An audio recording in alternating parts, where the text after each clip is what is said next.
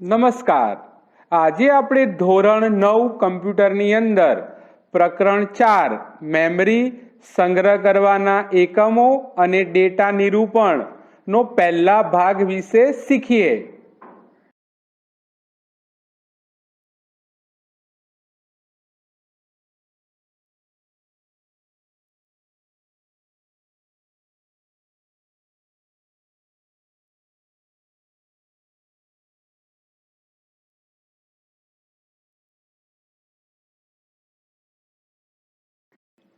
Computer memory એ કમ્પ્યુટરનો એક ભાગ છે જેમાં ડેટા અને સૂચનાઓનો સંગ્રહ થાય છે।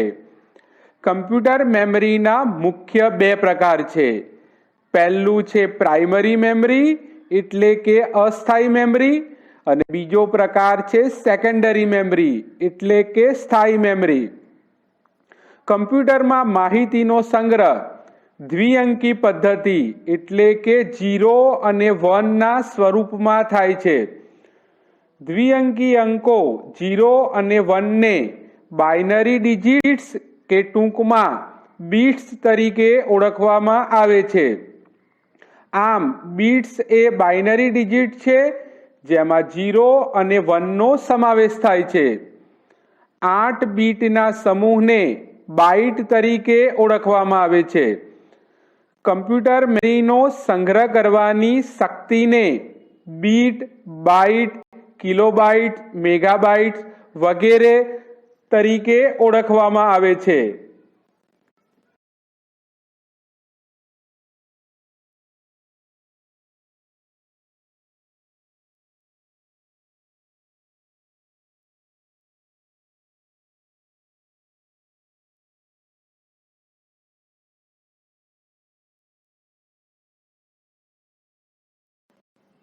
મિત્રો હવે આપણે પ્રાઇમરી મેમરી વિશે સમજીએ। તો પ્રાઇમરી મેમરીને મુખ્ય મેમરી કે મેઇન મેમરી તરીકે ઓળખવામાં આવે છે જે કમ્પ્યુટરનો એક ભાગ છે। તે કિંમતમાં મોંઘી હોય છે અને તેની માહિતી સંગ્રહ કરવાની શક્તિ મર્યાદિત હોય છે। તેમાં ડેટા લાંબા સમય સુધી સાચવી શકાતો નથી। મેમરીનું કોઈપણ સ્થાન યાદચ્છિક રીતે એટલે કે રેન્ડમલી પસંદ કરી શકાય છે। આથી તેને રેન્ડમ એક્સેસ મેમરી કહે છે।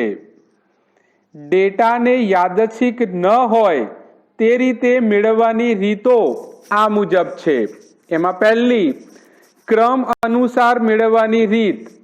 આ રીતમાં એક લાંબી સ્ટ્રિંગ એટલે કે અક્ષરોની હારમાળા ડેટા ક્રમશઃ અથવા અનુક્રમ મુજબ સંગ્રહ કરવામાં આવે છે।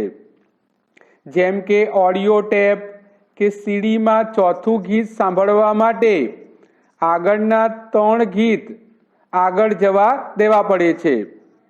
બીજું છે ફર્સ્ટ ઇન ફર્સ્ટ આઉટ જેને ફીફો તરીકે ઓળખવામાં આવે છે।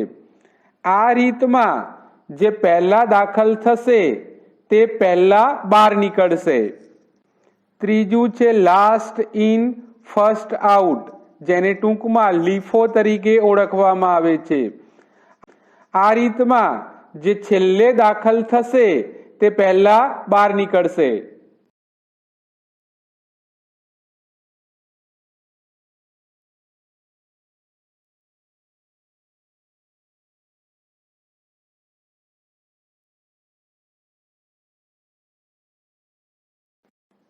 મિત્રો અહીં તમને ક્રમ અનુસાર ડેટા મેળવવાની રીતનું એક ચિત્ર આપવામાં આવેલું છે જેમાં શરૂઆતમાં ક્રમ મુજબ ડેટા બહાર નીકળે છે જ્યારે રેન્ડમ એક્સેસમાં ગમે તે ક્રમથી ડેટા બહાર નીકળે છે।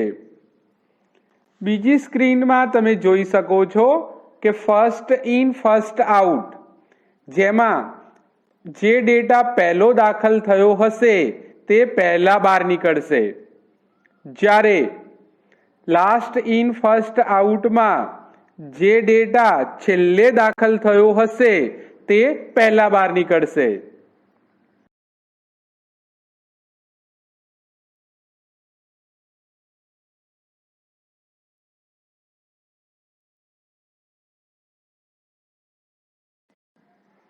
મિત્રો હવે આપણે રેમ અને રોમ વિશેનો તફાવત જોઈએ. તો રેમનું પૂરું નામ રેન્ડમ એક્સેસ મેમરી છે, જ્યારે રોમનું પૂરું નામ રીડ ઓન્લી મેમરી છે. રેમ એ અસ્થાયી પ્રકારની મેમરી છે, જ્યારે રોમ એ સ્થાયી પ્રકારની મેમરી છે.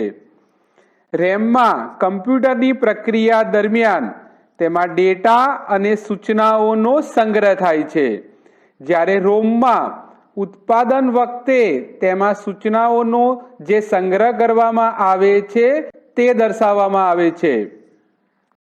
રેમમાં વાંચવાની અને લખવાની સુવિધા પ્રાપ્ત થાય છે, જ્યારે રોમ ફક્ત એના નામ મુજબ વાંચવાની જ સુવિધા આપે છે.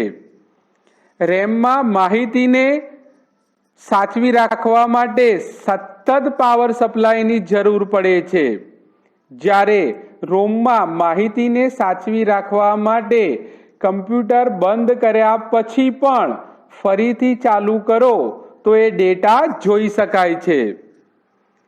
રેમના બે પ્રકાર છે, સ્ટેટિક રેમ અને ડાયનેમિક રેમ, જ્યારે રોમના 3 પ્રકાર છે, પ્રોમ, ઈપ્રોમ્પ્ટ, ડબલ ઈપ્રોમ્પ્ટ.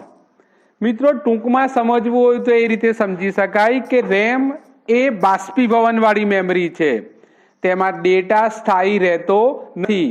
કમ્પ્યુટર જ્યાં સુધી ચાલુ હોય ત્યાં સુધી જ તેમાં ડેટા સચવાયેલો રહે છે, જ્યારે રોમ એ સ્થાયી મેમરી છે, તેમાં કમ્પ્યુટરનો ડેટા હંમેશા માટે સચવાયેલો રહે છે.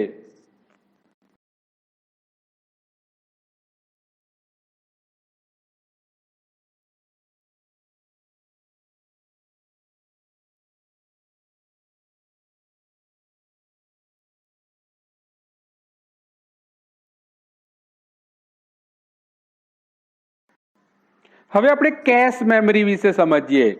તો માહિતીનો સંગ્રહ કરવાની અતિ ઝડપી પ્રકારની રચનાને કેશ મેમરી કહે છે. કમ્પ્યુટરના સેન્ટ્રલ પ્રોસેસિંગ યુનિટમાંથી એટલે કે સીપીયુમાંથી વારંવાર માહિતી મેળવવા માટે આ મેમરીનો ઉપયોગ કરવામાં આવે છે. આ પ્રકારની મેમરીનો મુખ્ય હેતુ કમ્પ્યુટરના પ્રોસેસરની ઝડપને વધારવાનો છે. બીજું જોઈએ સેકન્ડરી મેમરી. ડેટા અને સૂચનાઓને ભવિષ્યમાં ઉપયોગમાં લઈ શકાય અને લાંબા સમય સુધી સાચવી શકાય તે માટે સેકન્ડરી મેમરીનો ઉપયોગ થાય છે. સેકન્ડરી મેમરીને ઓક્ઝિલરી સ્ટોરેજ કે ગૌણ મેમરી તરીકે પણ ઓળખવામાં આવે છે. તે વિપુલ પ્રમાણમાં ડેટા, સૂચનાઓ અને માહિતીનો કાયમી સંગ્રહ કરે છે, જેમ કે હાર્ડ ડિસ્ક, સીડી, ડીવીડી, પેન ડ્રાઈવ વગેરે.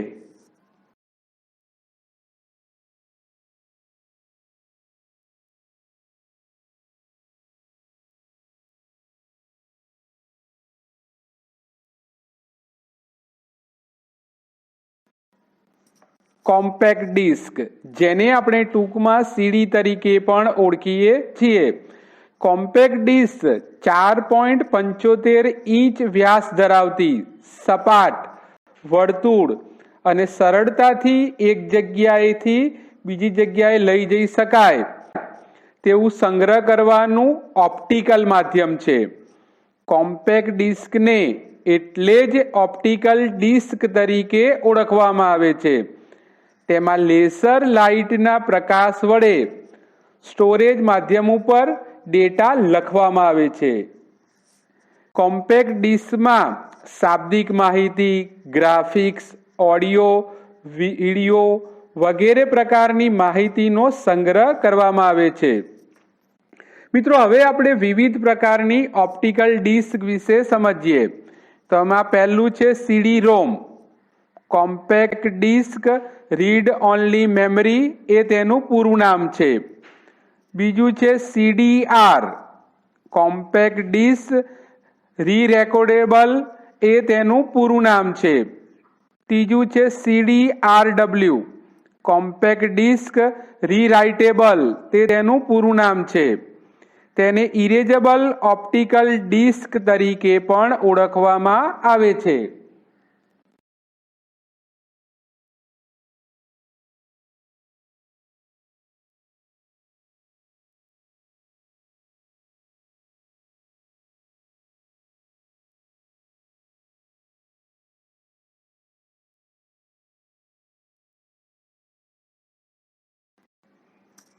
સેકન્ડરી સ્ટોરેજમાં આપણે હાર્ડ ડિસ્કના ઉપયોગ વિશે સમજીએ.